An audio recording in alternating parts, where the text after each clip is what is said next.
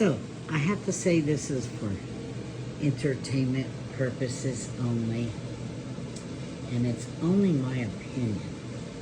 But I've run across some things that are disturbing. Now, this is for, I'm going to read an article, okay? And this article contains disturbing elements, and it might trigger monarch survivors. But I'm doing this because I've seen a couple of them come out with videos. And I started studying this a while back because it was, again, my opinion only, that the Mothers of Darkness, they were part of this program, okay? And I just didn't realize how old this was, okay? See, the monarch programming is a mind-control technique comprising elements of satanic ritual abuse and multiple personality disorder. It utilizes a combination of psychology, neuroscience, and occult rituals to create within the slaves an altered persona that can be triggered and programmed by the handlers. Monarch slaves are used by several organizations, you know, the not-so-secret societies, the unilluminated ones, anyways. They are used by several organizations connected with the world elite in fields such as the military, sex slavery, and the entertainment industry. This article will look at the origins of the monarch programming, its techniques, and its symbolism.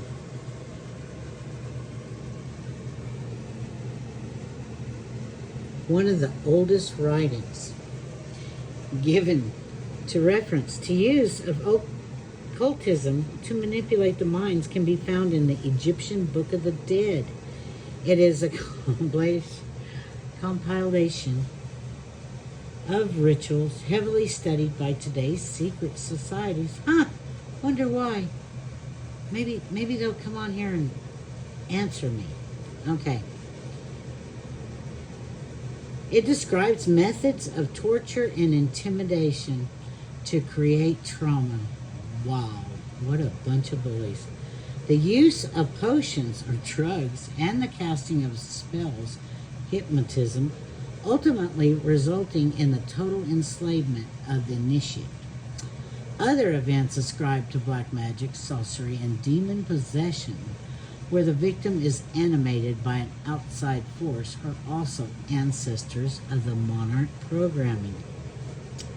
It is, however, during the 20th century, the mind control became a science in the modern sense of the term, where thousands of subjects have been systematically observed, documented, and experimented on.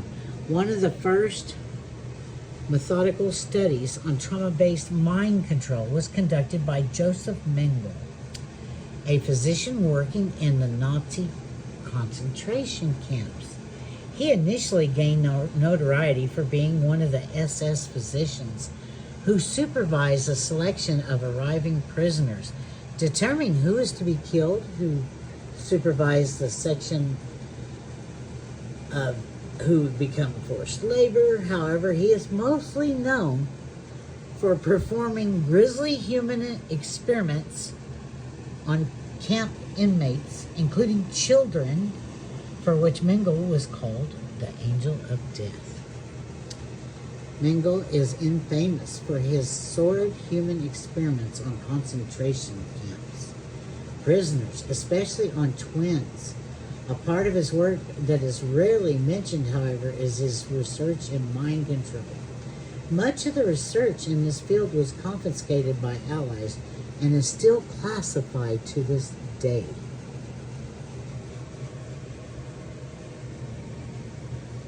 How old?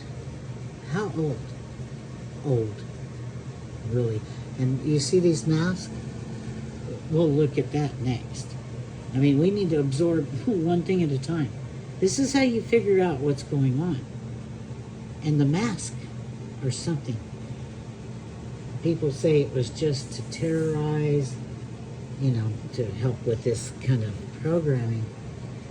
But I've found some accounts where they believe that the soul, when they're looking into their face and they have that mask on, that it directs their energy and they can loose you. I don't know what you call it. Anyways, this is just my opinion. But you know what?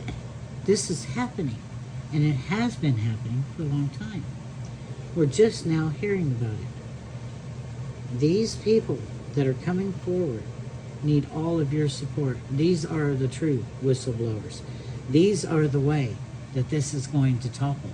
It is them who is going to bring it down around their knees. And you should support them anyway. Just go on there and tell them, you're so sorry you didn't know. I'm like, I apologize. I really didn't even know about this program, but I'm going to go look it up right now. Yeah, I will. And you know what? Come on here and call me a demon. Call me all kinds of names for telling you the truth. That makes me wonder, who are you? I guess we know, don't we? Try to stop me? Ain't nobody going to stop me. I intend to bring forth heaven on earth for the benefit of all. I intend to release all from bondage of time and money, safe passage into the Garden of Eden, and forgiveness for my soul.